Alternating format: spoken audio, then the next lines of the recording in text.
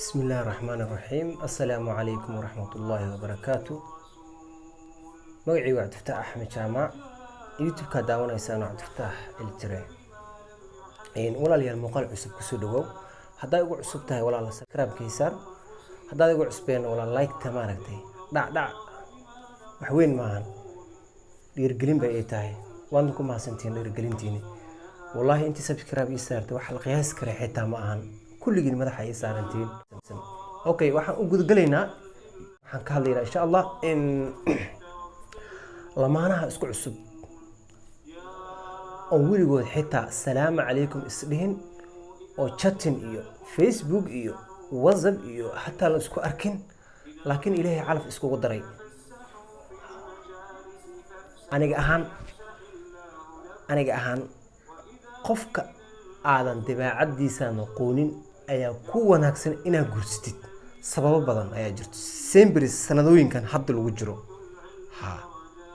waa qofkii dabeecadaada ma yaqaano dabeecadaadu baranaya dhaqankaada ma yaqaano dhaqankaagu baranaya laakiin ninkani aad Facebook ka baratay ama WhatsApp ka baratay ama meel kale aad ka baratay habeenkii ku chat gareynaysid 3 sano 4 sano waqtigaaga ku soo lumisay dabeecadaada waxa tahay dhan waaqaana wiil gabadhina sida oo kale marka taasi waa mid kale mar horena ugu soo hadlay video kale ugu horeeyaan ugu soo hadlay marka inaan meeshas aan gudaha si kale ma jeceli marka aan u guda galo marka barnaamijkayga okay wad isguursateen bilaa calaf isku keen daray waxa la rabaa marka inaad isfahantaan muhiimaddu waa in isfahan okay gabadhii ninkii habeenka ugu horeysay marka isha ku dhufatay ama markii ugu horeysay oo la soo doontay ee isha ku dhufatay dabcan wuu qanciyay gabadha hadii wiilku u qancinin ma ogolaan karto hadii ogolaad that means ay dhahday ani gurka raali aan ka hay wiilku wuu qanciyay muuqaal ahaan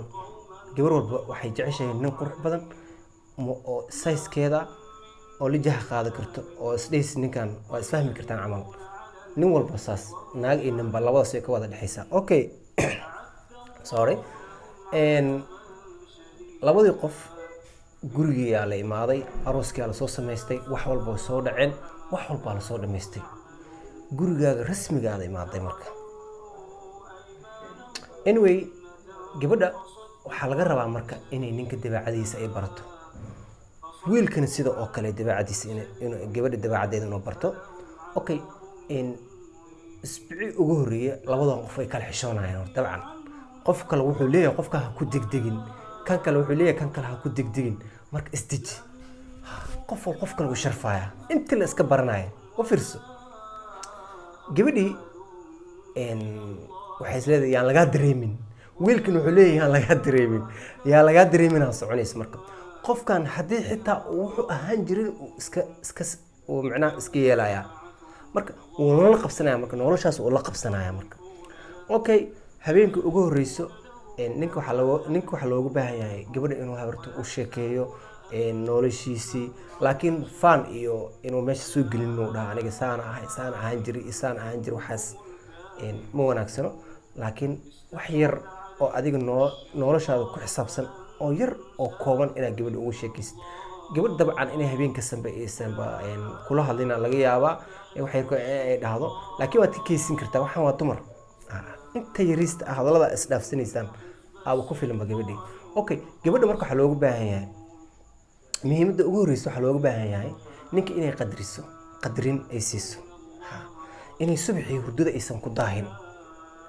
aysan ninka ka horkicin inay ninka ka soo horkacdo hadii salaad tukanay ninka ay salaada u kiciso meesha inay diintii iyo akhlaaqdii iyo edebtii waa meesha ay ka bilaawato ninka marka wuxuu leeyahay wallahi naag baad heshay okay waxaad kala baranaysaa gabar yahay ninka labiska u jecel yahay labis waxa jirto oo qaas isagu ah mar walba qaas sawir waxa jirto dharkiisa haduu badan yahay xitaa waxa jirto surwaal iyo shaati oo qaas u jecel yahay inuu maanta doo xiran waayo biri u xirto birida kale ama saddex bir kadib ama asig dharka u badan yahay marka waxa laga yaabaa dharkaas faraha badan oo istaalkiisu ku soo bixino hal uu aad u jecel yahay kii inay xiftisaa laga rabaa koowa meeshas labo quraacdu u jecel yahay waa inaad xiftisaa aad micnaha aad barataa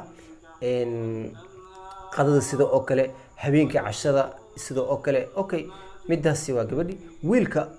wiilyo insha Allah haddii aad shaqaynaysid, lacala haddaad shaqaynaysid, shaqada markaa aad ka soo laabatay shaqada, waxaa lagaaga baahan yahay gurigaaga haddii xitaa aad wax keenin, wax yar at least wax la imaawo gurigaaga, wax la imaawo. gabadha markaas waxay ku dareemaysaa inaad deeqsi aad tahay. dumarku waxay aad u jecel yihiin ninka deeqsiga ah, ninka baariga ah, ninka dulqaadka badan. dumarka gabadha subaxii aad ka tagtay laga yaabaa maqribadii in lagugu soo dhaweeyey gafuur taag ama wax kale. waxaas inaad fahantaa lagaa rabaa. aadan iyacu dhihin oo sheekadaada meesha kasii wadatid. qoftaa maxay u xanaaqsan tahay iyo qoftaa maxaa ku dhacay mar walba maxay dhihin. intaasoo dhan adiga unbaa lagugu dayayaa. inaad dulqaad badan tahay ku fiirinaysaa gabadhii. waa inaad dulqaad barataa. dabeecadaha dumarka waa inaad barataa. gabadha aad qabtay dabeecaddeeda waa inaad barataa. maalintay xanaaqsan tahay, maalintaad xanaaqsan tahay iyo maalintay xanaaqsaneen iyo waxay u xanaaqsan tahay iyo waxay oo dhan sababahaas waa inaad isla markii aad soo saartaa gabadha. inaad ka badisid daarabtid. marka aad gurigaaga imaadaysid, fadlan wax la-aan ha imaadeen. gacantaadoo maran ha imaadeen. please, nin walba waa jeebkiisi, laakiin hadduu jeebkaaga qoon yahay, fadlan ha imaadin adigoo gacantaada wax ku wadin.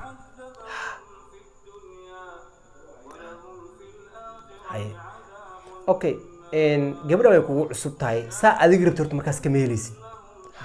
ilaa ay kaa baranayso oo isu dhexgalaysaan.